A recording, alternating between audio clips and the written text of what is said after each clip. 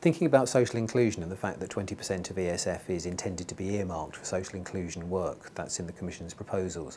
Some people have interpreted that as opening up the possibility of ESF being used for work that's about social inclusion more broadly and doesn't really necessarily have to have an employment focus to it. Do you see that as being part of the programme in the UK in the future? Well, I think we're keen to make sure that everything has employment as its kind of eventual end goal, if you like. So community cohesion activities that don't have that as a potential benefit for individuals, I think it's probably hard to imagine them being what we think communities should be putting forward. The overall LEP strategy should be about jobs and growth, and therefore it's kind of social inclusion as tackling social exclusion as one of the barriers to that is why it's here and it's part of the overall approach. But equally, we're clearly open for creative ideas about exactly what that might look like.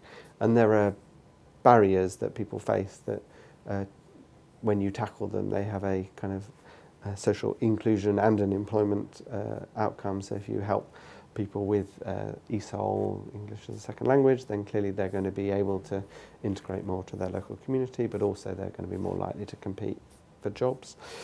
And similarly, maybe if you think about people with drug or alcohol addiction, actually helping them tackle that will enable them to engage with the world of work, but it will also potentially cut down on other local costs and antisocial behaviour and so on. So you can see that a number of different activities you could imagine being funded would have a range of different outcomes and objectives, but we, particularly coming from DWP, you'd expect me to have a view on employment as the key underpinning thing we're trying to achieve.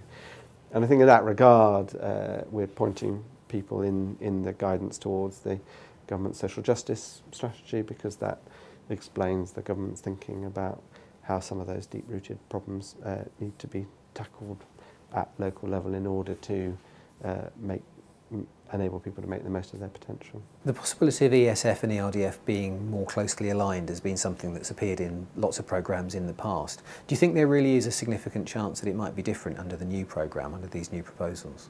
I think there are reasons why it hasn't happened more recently. So, for example, we can talk as if we encourage it, but then some of our delivery structures actually work against it at the moment. So you have nationally designed priorities and programmes in ESF at the moment, which don't in either timing or design terms necessarily align with what's planned for the ERDF programme at the moment.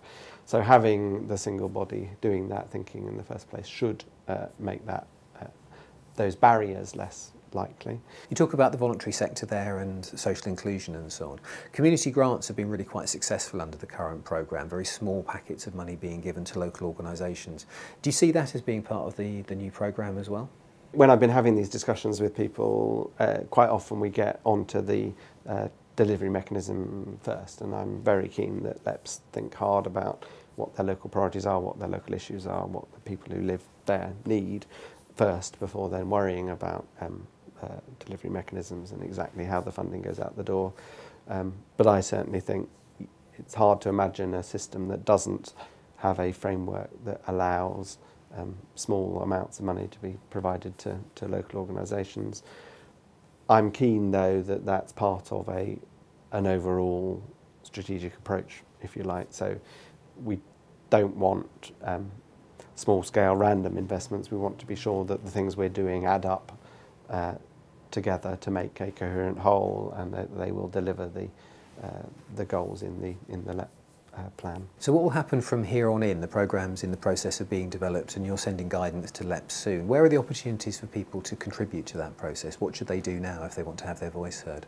So we're asking the local enterprise partnerships to take the lead in all of this, so it's at that level that I expect to see local activity in drawing up plans, in having local conversations, because we've told the LEPs that they can't do this on their own. There's a range of local stakeholders they'll need to talk to in order to develop credible and deliverable local plans.